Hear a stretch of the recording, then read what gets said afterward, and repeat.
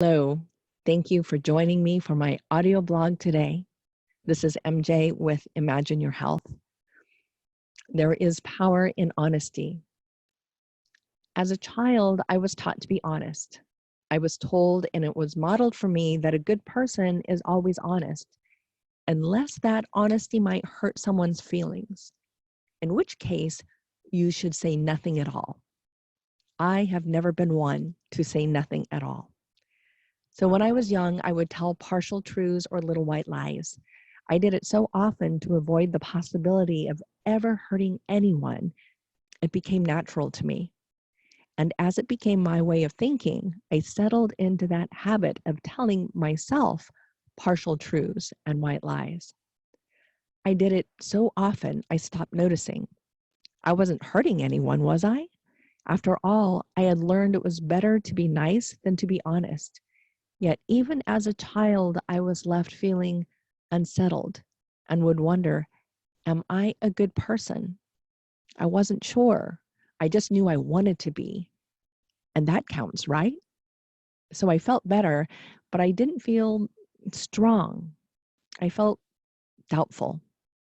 That brings me to today as I watch and listen to the many reactions throughout these months of dealing with COVID-19 and following the Black Lives Matter movement. I observe so many of us examining the question, am I a good person? Am I doing all of the right things to protect and help? Am I standing up for what's right? I'm guessing that most of us think of ourselves as a good person because we want to be. I repeat, that counts, right? Perhaps. Though the question beneath the question may be something more like this. Am I truly the person I think myself to be? To discover that answer, one may need to explore a deeper sense of what is honest. On the surface, it seems like the definition of honesty should be simple. Positive psychologists say that being honest is authenticity and being true to oneself. An action that looks like being sincere in word and deed without pretense. You already know that definition.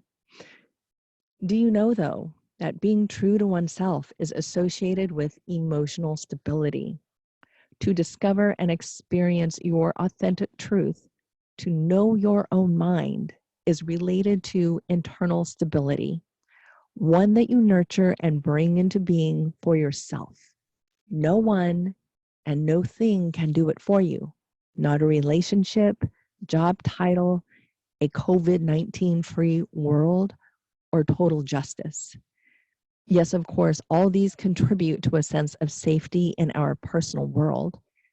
Safety is not quite the same thing as inner stability, though. It may seem like the two would always be connected. However, safety and emotional stability can exist independent of one another. If positive psychology is correct and emotional stability is part of the foundation for deeper honesty, then can being honest increase inner stability? I will offer a bold yes. It is worth pointing out here that positive psychology is not focused on happiness. Rather, it's a credible area of scientific research that focuses on how functional people create a more satisfying life with greater well-being. Some might call it the path to self-actualization. Core truth is the bedrock for your passions, purpose, and life. Is it time to dive deeper? The questions I've been asking myself lately include, how honest am I being with myself about myself? Is my life and how I live it aligned with my core truths? Am I truly the person I think myself to be? Clear and unequivocal honesty is a power you give yourself, a power that moves truth into action. I learned long ago that those partial truths and white lies I leaned on during my growing up years weakened my confidence, made me doubtful, and etched away at my innate ability to trust.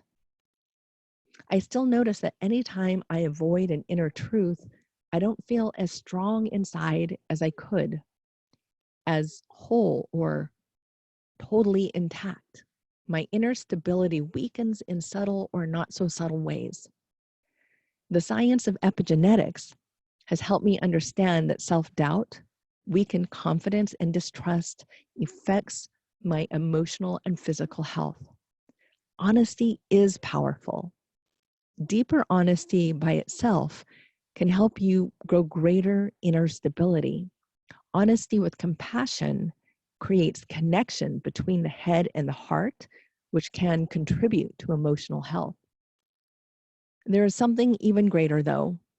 Honesty paired with 360-degree compassion can instigate even greater well-being and deliver a transcendent experience. Not the type of transcendence that will always make you feel good or even positive, rather the kind of transcendence that gifts you with a whole new perspective. This kind of shift directly affects how your body is functioning and even cellular function.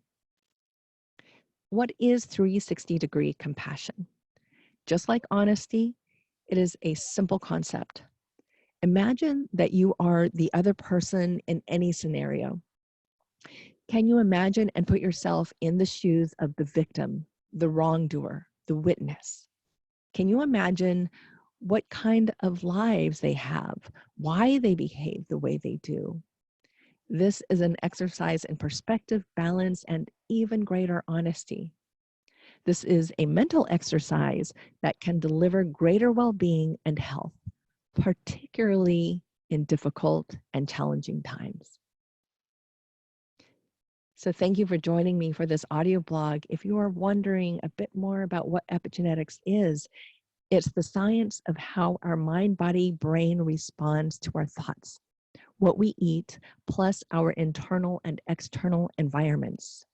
Epigenetics and many other sciences, by the way, shows that the things we think and do day to day for our business and life causes a great deal of our stress and how our genes express health or disease.